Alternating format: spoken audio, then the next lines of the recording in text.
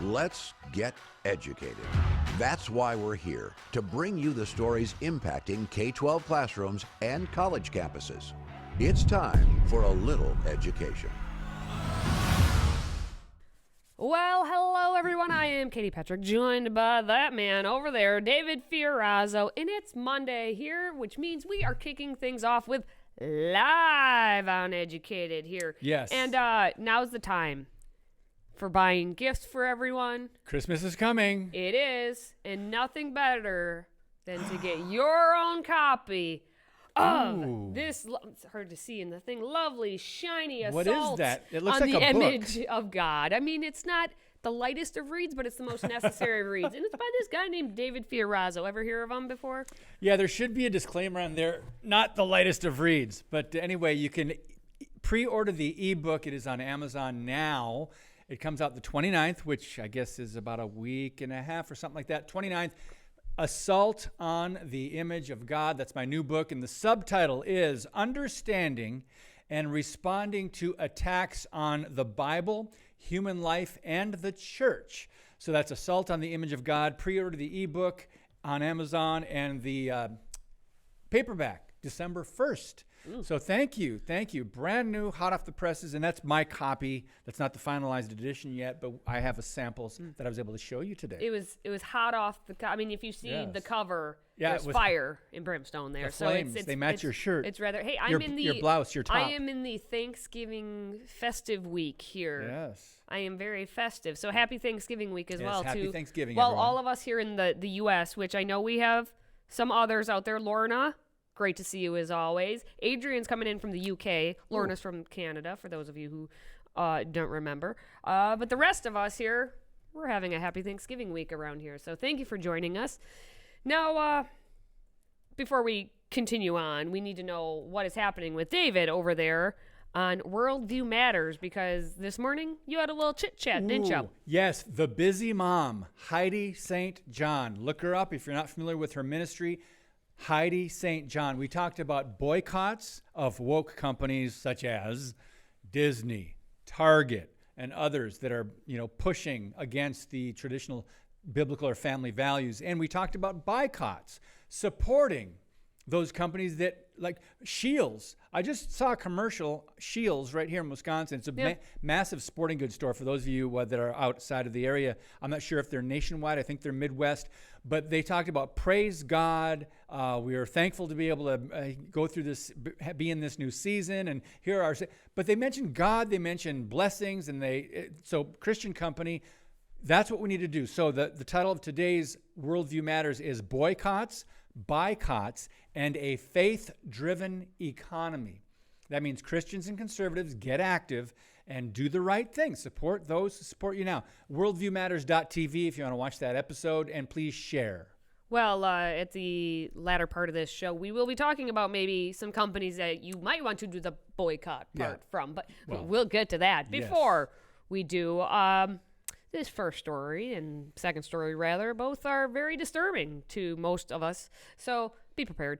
Daycare workers in South Carolina were arrested for allegedly running a child fight club, encouraging little kids, like toddlers, to attack each other. David, this is the sickness that is across the world. Well, but in schools and now in daycares, more and more stories about how the daycare workers are using the children as their own little pawns, their own little playthings. Yeah, and it's sad. Not surprising if you're familiar with the biblical worldview. The heart of mankind is wicked beyond cure. Jesus is the only solution. But people will do wicked deeds and evil. That's just the world that we're living in. But it's just disturbing when we hear about these stories. So this one, two daycare workers, one of them is 27 years old. The other one is 56 years old. Erica Jones and Serena Caldwell. So they're accused of encouraging at least 14 minors to fight each other at Kids Unlimited in Prosperity in Newberry County, South Carolina. We're going to watch this setup video. We'll come back and we'll talk about it. Newberry County Sheriff Lee Foster incredulous following the arrest of two daycare workers at Kids Unlimited in Prosperity for allegedly encouraging kids to fight. And they kind of looked at it as something maybe almost equivalent to a sporting event, to where they were kind of trying to motivate the kids into participating in that. Erica Sarai Jones and Serena Caldwell appeared in bond court Thursday on child abuse and neglect charges. The incident report lists at least 14 juvenile victims between the ages of 3 and 4. After viewing security footage, the daycare immediately alerted the sheriff's office and fired Jones and Caldwell. We've had daycare workers that have assaulted children, and daycare workers that may have taken punishment a bit too far, but nothing like this. I've never seen anything like this in my life. In addition to inciting these kids to fight, Caldwell's also accused of striking one of the young children with a box of baby wipes. One parent who wished to remain anonymous says she doesn't believe this is indicative of a culture at the daycare. I hate that these two women kind of tarnished the name of this daycare, but at the same time, I'm glad that it was caught and they will have to serve justice. But at the end of the day, there's no real justice, because how do you remove that from a child's head? You've altered their life.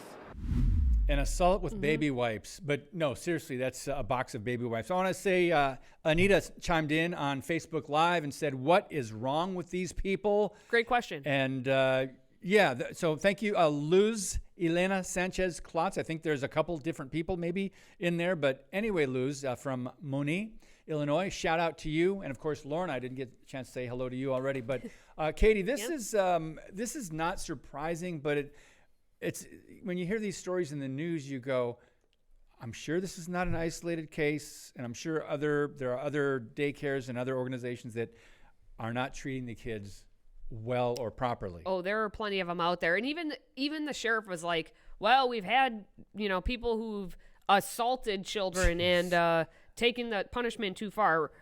The only positive out of this is that the daycare acted immediately. Too often, and unfortunately, like when this happens at schools, they try to cover it up. When it happens in schools, it's always, well, we're not allowed to comment on what is happening, and we can assure you that we are investigating this to the fullest extent. Yeah, and that's all you hear about. It's an ongoing investigation. It's an ongoing investigation in our instance, and we for sure will get to the bottom of this and never report back to you ever again.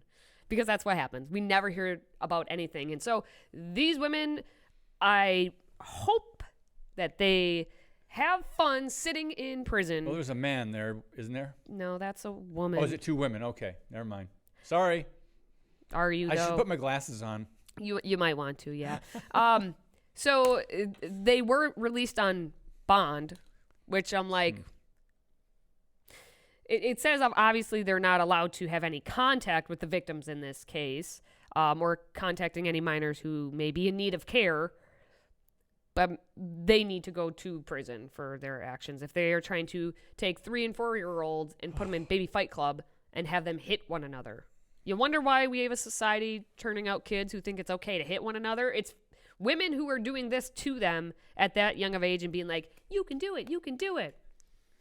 So there's a mixture of things going on there. We already mentioned that evil, just the heart of humanity, right? I mean, since the sin curse entered the world. And, we're hearing more and more of this because we have internet, because we have laptops, because we have iPhones.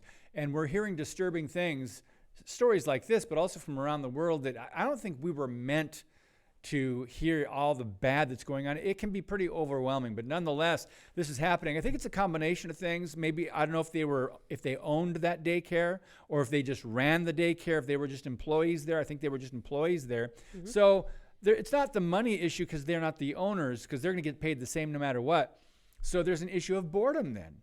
Okay, I'm bored. We're doing the same thing. Hey, let's get the kids to fight each other. Yeah, who knows? So then their entertainment comes in. They're just, seeking their own pleasure, which is also disturbing. Speaking of which, that's the next story we're about to talk about, and it's don't be eating right now. That's all I have to say. If you have a weak system, stop drinking anything, stop eating anything, because David, what happened in a New Jersey grade school involving the janitor? Okay, now he's been there since 2019, if I remember right from the story. This janitor He's worked at Elizabeth Moore School in Upper Deerfield School District for the last 3-4 years. 25-year-old Giovanni Impellizzeri of Vineland, and there he is. Does he have eye makeup on, Katie?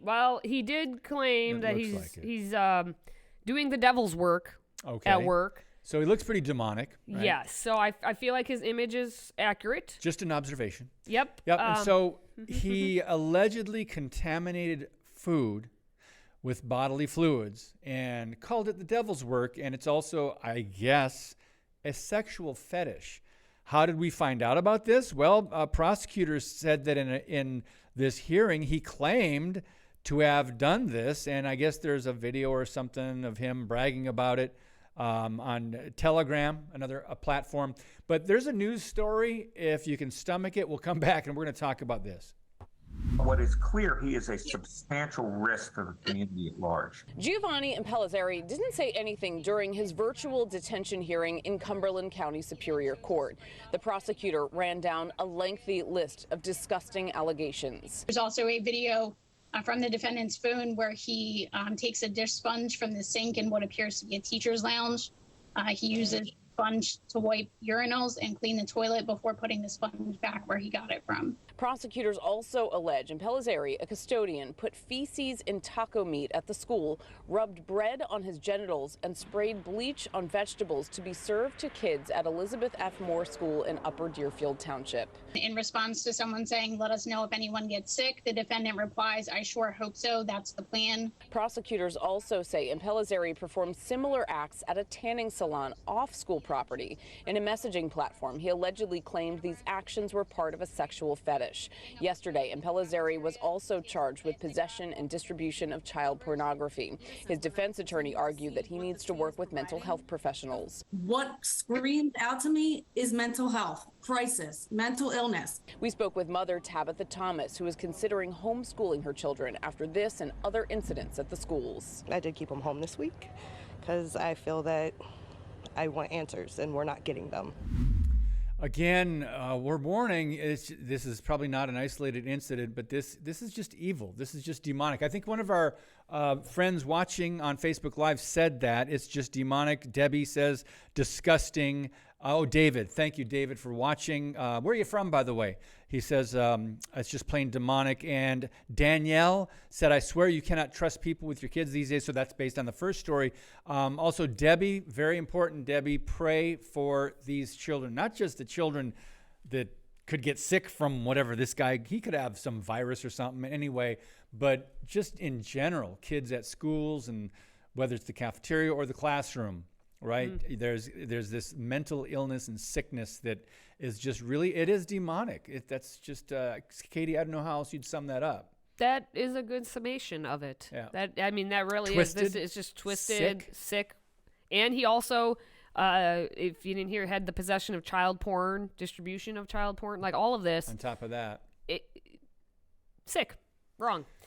But that's the age we live in, and so homeschool your children. David's from Ohio, by the way. Shout out to Ohio. And Liliana, shout out to you tuning in on Facebook Live. Thanks for being with us, friends. Still to come, the woke Mouse House is doubling down on their insanity. Now they're offering all employees the chance to wear pronoun pins at Disney World. Woo-hoo! And Target continues to do its best to drive away even more customers. Back in 30 seconds. Today's show is sponsored by our friends at MyPillow. Save up to 66% on pristine quality bedding, towels, slippers, signature pillows, and much more when you use the code EDUCATED.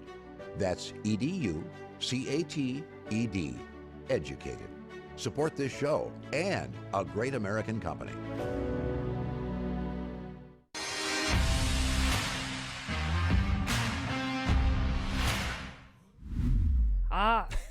The Mickey Mouse house is a house of horrors, if you didn't know that, David. And if that's how you identify, then I guess you can put that as your pronoun on your little pronoun pin. Identify as a mouse? Yeah. If you identify as being a member of the House of Horrors, you can do that. Now, multiple workers at Disney World, and specifically the Epcot. Have you been to Epcot? Yeah, but I'm confused. I thought Pride was just in June. No, David. Get it straight. not straight at all. Get it very confused, because that's where we're at. Disney. The workers at Epcot spoke on anonymity, several workers, saying that pronoun pins are the newest thing happening at Disney, and they literally are going to have it go down the toilet. The can, the tank, the what are you trying to say? Yes, all of those things, because they are going to be having pronoun pins displayed, starting off with the janitors at Epcot. So it's the trash can pronoun name tags. Do they not see the irony in this? Like, why are you calling it the trash can? It's where they belong. So they sent out this little message. It says, "Hello, friends. We are very happy to introduce new custodial pronoun name tags. With the new pronoun name tags, we are all going to be able to choose an Epcot trash can." And because, they work as janitors, so they get a trash can, but it has your pronouns on it. But they should put it in the trash can. Yes. So here's a plug for the Worldview Matters episode with Heidi St. John. We talked about Disney. We talked about Target. And we have a lot. We've written about that. Katie and I have talked about that. Friends, it's going to come down to you and us not spending money at these places for these companies, Disney. And, this includes what? Disney Plus and all the streaming services, the junk, the garbage. Cancel it. And don't go to Target. Anyway, we're talking about Disney, but I just wanted to we're going to go to Target that. next. Don't worry. Okay. Still ahead. Target. Wait, there's more. There's more. Now, this lovely trash can, I guess, the employees can fill out that form with their preferred pronouns and have it added to their little pin, their little trash can.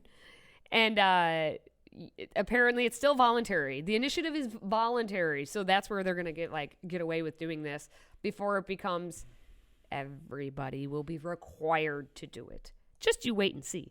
And I love that it is starting with the janitorial positions. What a joke. Going right down the bleeper. Yeah. It is. And I want to just shout out to a couple friends, Toots and Tammy. Toots. Tammy says stop funding them. Stop spending money there. Adrian commented as well as Antel from, I believe, Nigeria. Is that right, Antel? Or did I say your name right? Just make sure. And just thank you guys for tuning in on Facebook Live. I'm reading the names from there. I think I already got Debbie. And Debbie is from Texas. Well, and Debbie wants Texas to throw out Target. And you know what? Let's just talk about Target, because Target is also doing stupid. The companies, all these companies, are just not learning. They're uneducated, miseducated, unaligned with reality. So we know Target has been woke for years, and they just keep adding a little bit of extra stupid woke every single time. And now their stupid woke is a nod for a black Santa who is in a wheelchair. There he is. For $5, you can get the Santa wheelchair sitting there on your shelf. I don't know if they've adjusted the sleigh so he can wheel in. I'm just saying why. But even better than that, if you need another nutcracker, because some people like nutcrackers, then you can get your Pride one. And I can guarantee you that there are no nuts included with that Pride nutcracker. I can guarantee that one. I'm confused. As you should be. About the Santa and so are they. In the wheelchair. But anyway, so let's go on. We're confused about all of it. So the nutcracker with the flag hat, is that an LGBTQ plus IAXYZ flag? And so what else does he have? What kind of? It looks like underneath his beard, looks like there's other bright colors. I wonder what kind of underwear the nutcracker is wearing. Is it Pride underwear too? Probably not wearing. Why would you? Woo, be free, David, funny. be free. You're no, funny. It's like a Yeti right next to it, so I kind of makes me just laugh. Is it the Abominable Snowman? So that's more realistic than is what this that subtle, thing is. Katie? Is this subtle? Subtly on the end shelf. Hopefully that gets knocked off and oops, it broke. So, friends, if you're watching with us and you're just now hearing about some of this from Target, my goodness, they started this, I believe, in 2012, 11 years ago. I believe that was their first LGBTQ section in their stores, and they've just taken off since then, and all kinds of things that they are offering now, Pride-wise, and they're no pun intended, they're very proud of their displays and their support of all things LGBTQ. So this is, children go in there. I hope you do not continue to shop at Target. Correct. And also correct is what we have up next for you, the latest Babylon Bee headlines, what Target is actually doing should be a Babylon Bee headline, but it's actually the reality. So we're going to give you the top headlines of the week, and we want to know your opinions when we come back very quickly. Short break. We'll be right back.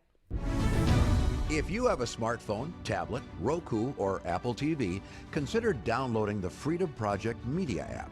It's 100% free and includes all of our weekly shows, plus lecture series, archive programs, and award-winning animated videos for families like the Presidential Minute, Battles of America, and Heroes of the West. Don't rely on the social media giants to keep you informed. Simply download the Freedom Project Media app from your app store and allow notifications. And we'll let you know when a new video is ready.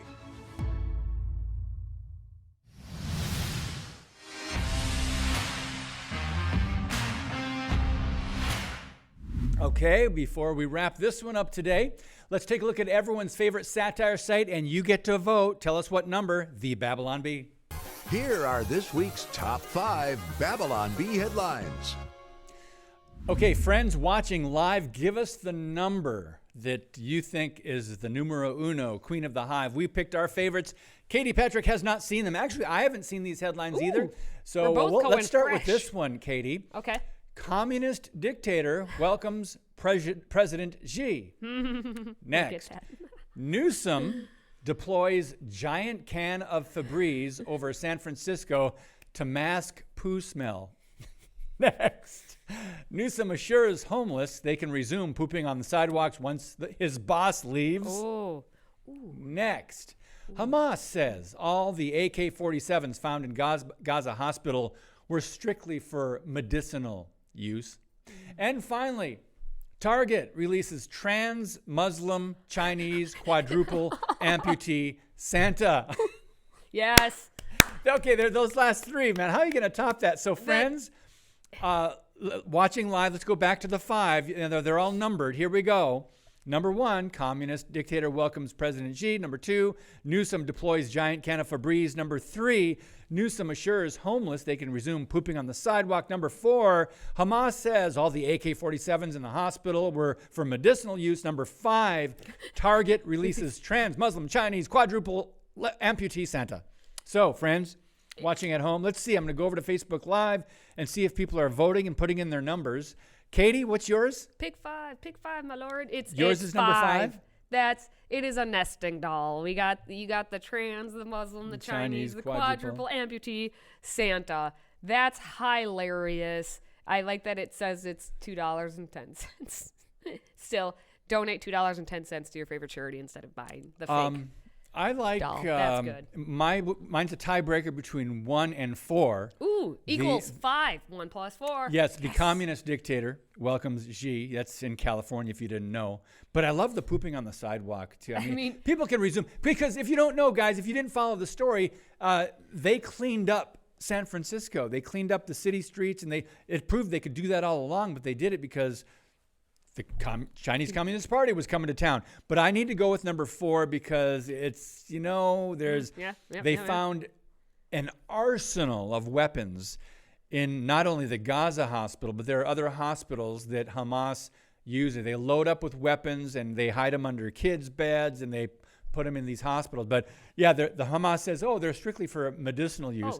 So I want to go over to Facebook Live, Katie. Why don't you share some of the answers that people were giving over there? Well, Gregory and Lorna and Debbie are all on my side. Thank you very much. I agree. Wait a minute. We're not picking sides here. Oh, except what's right. Number 5 is the right one. Don't worry, Crystal was with you. Adrian says number 6. Adrian went beachcombing today. Okay. Did you find some goodies? I don't know what that even means. Beachcombing. Is that something? Okay. Sheila wants number 2. So does David. Williams sticking with 3. Here's the deal. It's a good day if everyone has different opinions. Because we're diverse around here. Diverse in thought. That's okay. Okay, friends. Well, that's going to wrap up our top headlines of the week. More satire next time. All right, that's also going to wrap up the live episode of Educated for the day. And don't you worry, we'll be back tomorrow. But hey, in case you aren't, since we're not going to be live, have a great Thanksgiving and enjoy that turkey or whatever it is you're eating on Thanksgiving or not eating. It's up to you. Yes, praise God for all your blessings. All right. Now, of course, if you do enjoy our content, if you could, consider subscribing to our audio podcast and weekly media blast. And we're going to send you just one email every Friday, and it will contain the top stories of the week. So simply go to stayeducated.org. And again, we will be back tomorrow with another episode. And then, of course, we will be back, next Monday for the next live. Monday. Yeah, 12 p.m. Central Time. Lord willing. We'll be on, yep. It's always Lord willing. Yes, every day. Every day, every moment. We'll be back on Facebook. We'll be back on Rumble. We'll see you here and there and everywhere. Now, for David and myself, of course, thank you for watching. Thank you for listening. And thank you for supporting what we do. Until next time, stay educated.